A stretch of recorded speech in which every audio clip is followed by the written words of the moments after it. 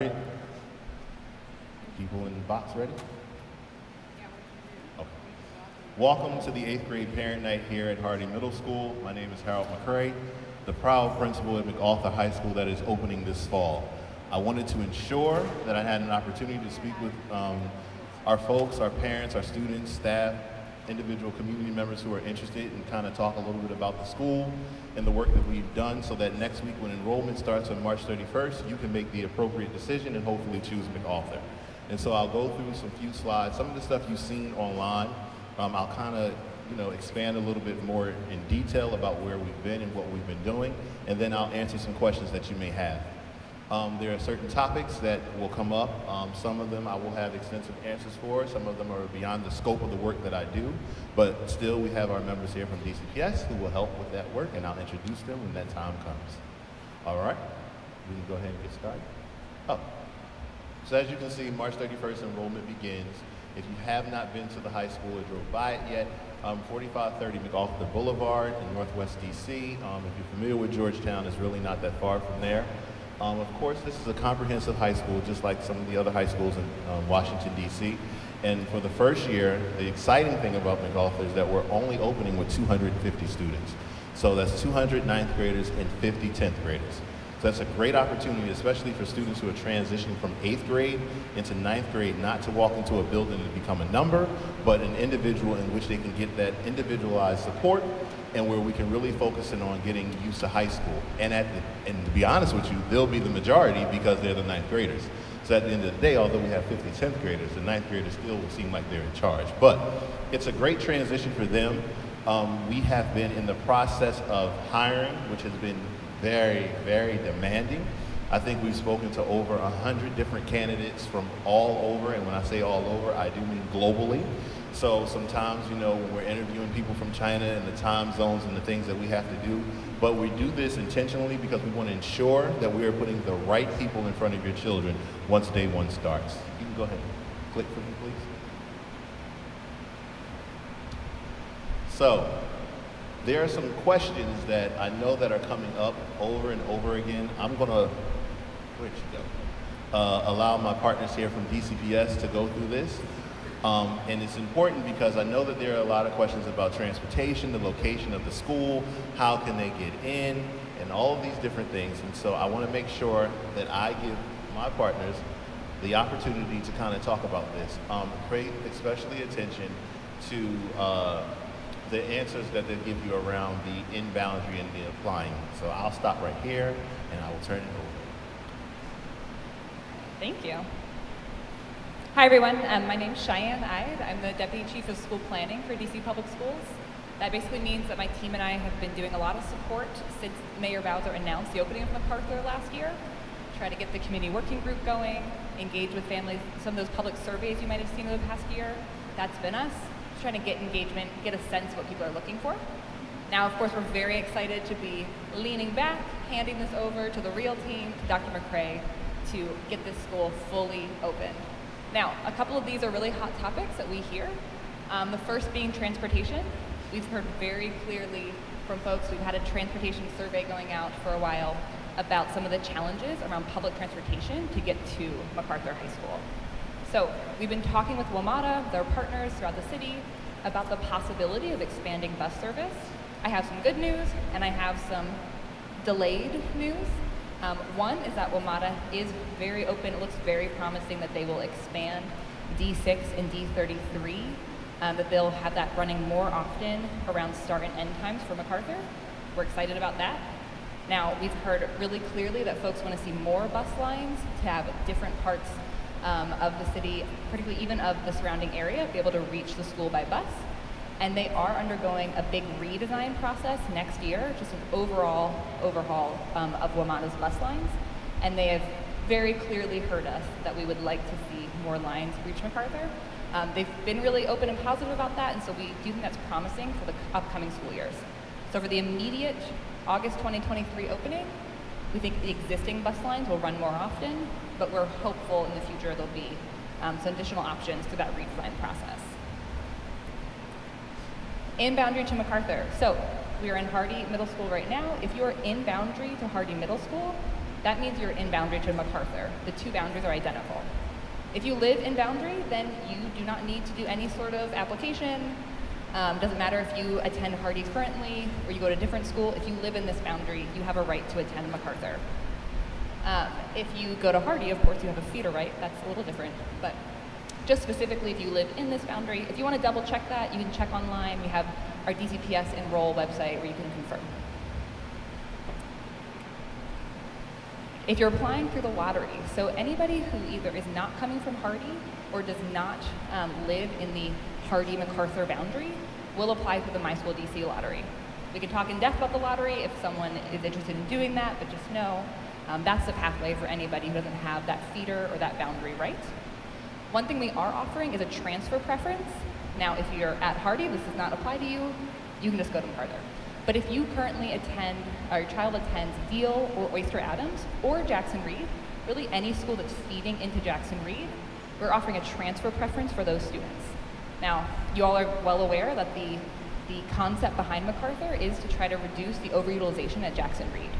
And so aligned with that, we're offering this transfer preference to say, hey, if you would otherwise go to Jackson Reed and you're interested in MacArthur, we want to prioritize you as some of the first students that we accept through the lottery.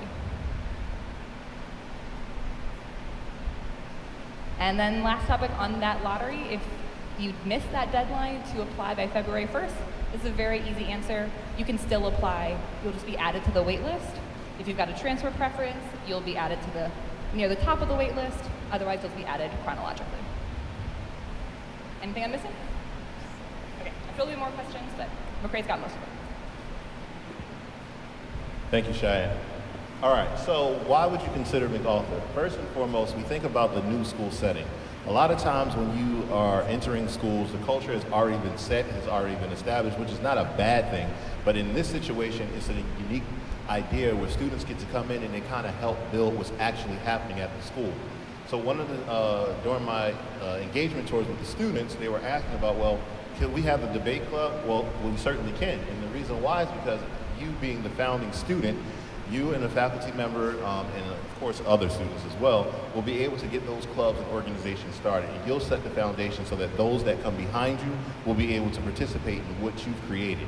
The other thing is understanding that when you're going into a high school, and I'm not sure, I know the adults have been, but I'm not sure if any of the other scholars have been in a high school situation before, but it is a transition. It is a little different from middle schools, definitely different from elementary school, and it's a learning curve because now you are truly independent in which you have to navigate to your classes.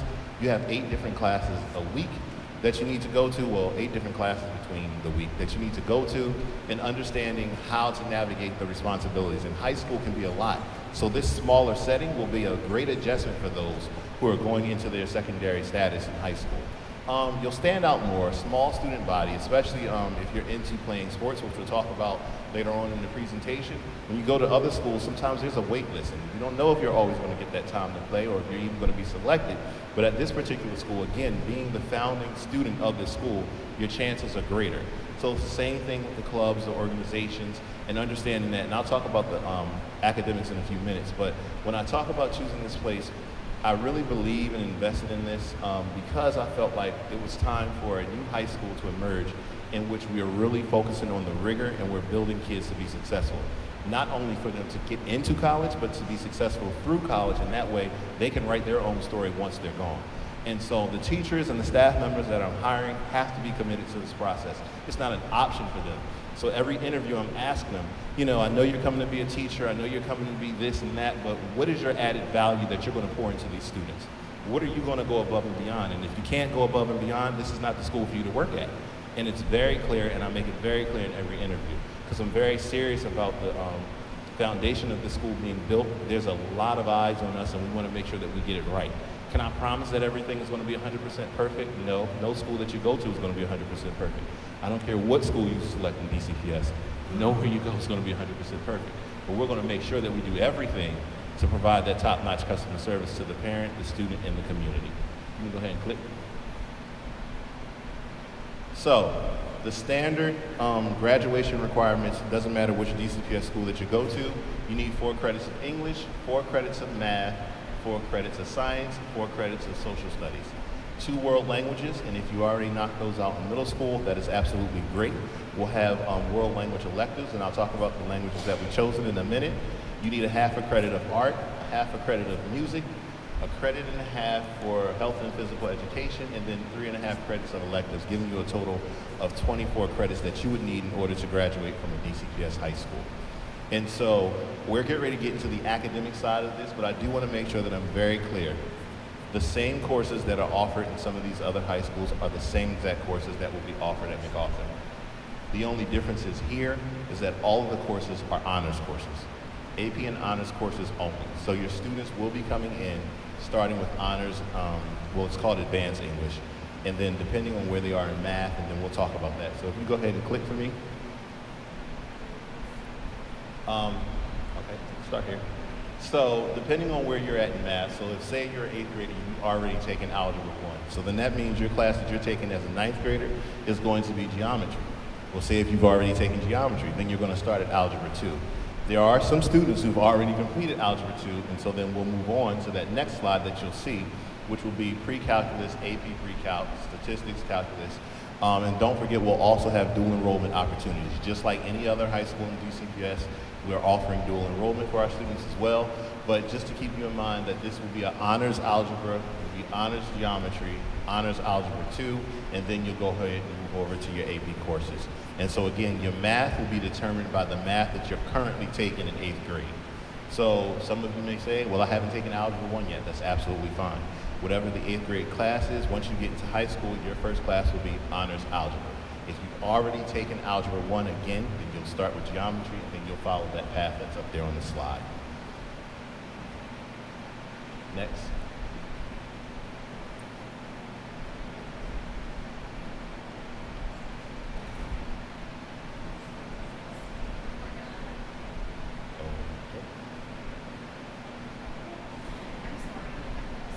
It's going a little fast. Okay.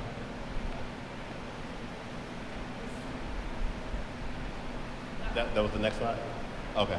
Science. So again, as we talked about it, science for 9th grade, every 9th grader will be taking biology. You'll have honors biology. In 10th grade, you'll have honors chemistry. And then once you get to 11th grade is where you can take your honors physics, honors environmental, or you can start your AP courses. And then in 12th grade, you can start science electives and AP courses as well. So there's an opportunity, again, for our students, and we do this specifically because we're trying to ensure that not only are students, having a joyful time in school, but making sure that they're getting the rigorous foundation that they're going to need to be able to compete with other students when they get into the colleges of their choices. And so we wanted to make sure that that was important for us, making sure that our teachers that we're hiring were innovative enough, and making sure that the children are getting the critical skills that are necessary through the courses that we're offering in order for them to be successful. Again, we're a new school, so we cannot say, this is our history, this is our trajectory, this is what we've done before. We can only tell you what we're going to do and how we're going to move forward. The great thing about us is that we're in the same cluster as Jackson, and so we're in constant communication, constant planning. It's really the only difference I would say right now is that we don't have an Olympic-sized school. We may not offer some of the sports, and it's just a smaller school. But there are a lot of the same commonalities between both of the schools, and we did that. It was important for us to do that because we wanted to ensure that families are getting the option to go where they feel is comfortable for them and their students, their children. The click. So for world language, the first 2 world languages that we're offering for next year will be Spanish and Italian.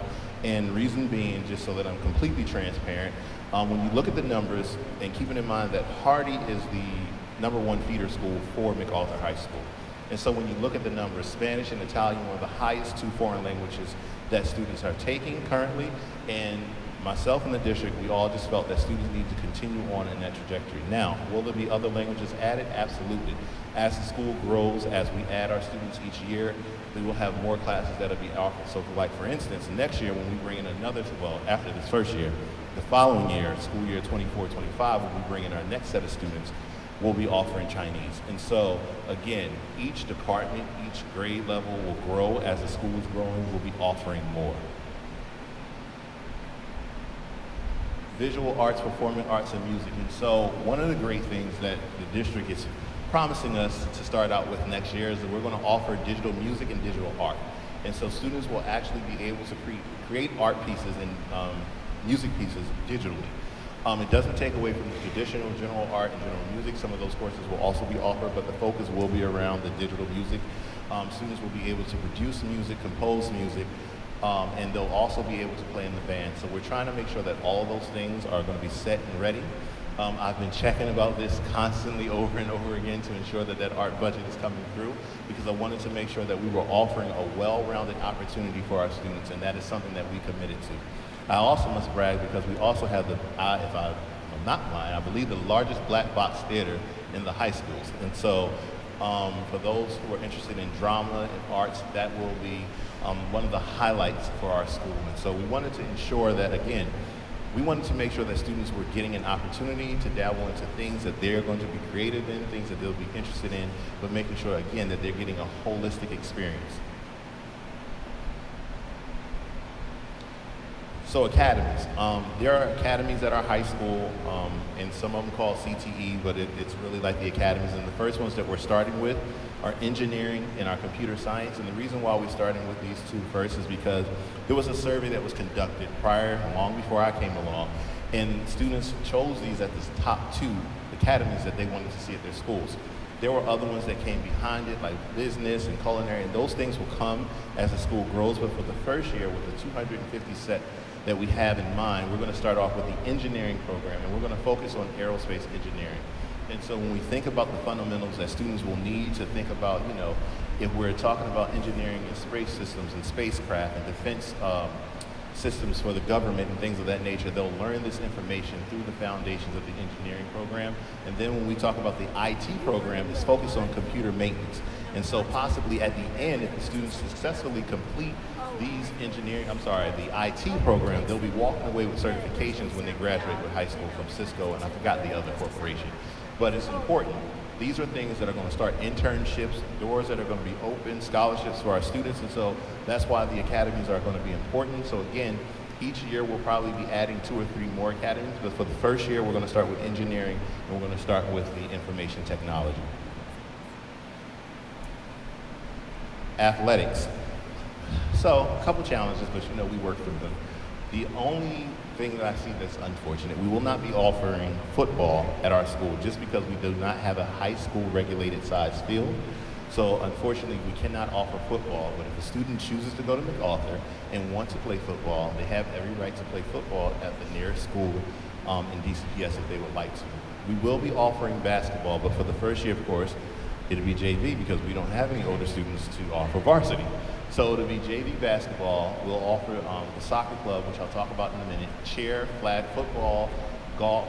The flag football is for the females, golf, tennis, track, indoor and outdoor, cross country, and volleyball. With the soccer club, and the reason why we said that, again, because this is a school that's just getting started, couple of things. We don't have a high school regulated field. However, we're working with the community. There's one that we've identified in the neighborhood where our students can play on. We'll be using our field for practice.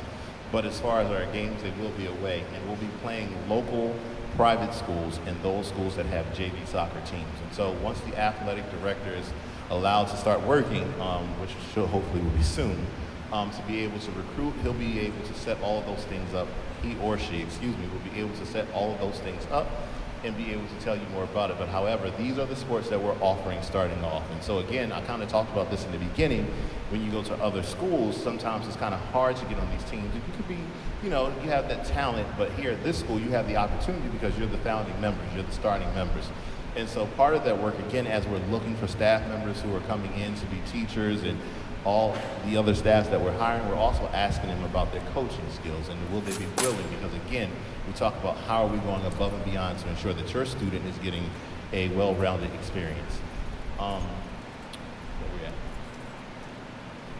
So, getting ready for the opening of school. So, and she's not here, so I'll talk to her as much as I can. Diana, who's in charge of our construction piece. So for the first year, and you can figure this out if I get it wrong, but for the first year, we're going to be remodeling, adding a cafeteria because the school did not have one. And then we're going to have a brand new kitchen. Renovations, of course, the cleaning, deep cleaning. The school that we purchased was in really good condition. Right now, it's just in the process of getting clean. There are wires hanging from everywhere because they're updating the cable and all of that stuff, and they're getting ready. I can't even work in there yet, so right now I'm working from everywhere but there. But we're really looking forward to what I've seen, the progress and the sneak peek of what's happening. And because I watch a lot of HGTV, I can see the end in mind. And so hopefully when you guys get a chance to tour the facility, you can keep that in mind as well. April 10th, as I heard, will be the first opportunity that you'll get a chance to go tour the facility. So I'll let them speak about how you can sign up for that. But please make sure that you go and see, and wherever you live, kind of estimate the drive time. And hopefully we get this transportation situation straightened out, and then we don't have to worry about that. Of course, I talked about updating the building and technology systems. Of course, this is a one-to-one high school. Every student will receive his or her own laptop that you will use. Every classroom is getting a smart board. Targeted renovations in the spaces to kind of make sure that we can accommodate some of the classes. And I know this was a question that one of the people asked, is what is the ratio size between the teacher and the student? For 9th graders, it is 1 to 20, 10th graders 1 to 25. Again, 9th grade 1 to 20, 10th graders 1 to 25. Some classes may be a little smaller just because of the size of the room, and you'll see what I mean once you get there. Keep in mind your English classes and probably your science classes will be the largest, again, 1 to 20 and 1 to 25, just because everybody will probably be taking the same courses in those two subjects. Again, so from there will be more renovations. We're getting a new portion of the building added where they're building additional classrooms, additional spaces. All of this construction will happen during the time that we're in the building. Please keep in mind that it will be completely safe. It will be completely closed off. Students will not be able to wander to the other side, go into the sides that we're not utilizing. There will be more than enough staff and security in this building to ensure our safety.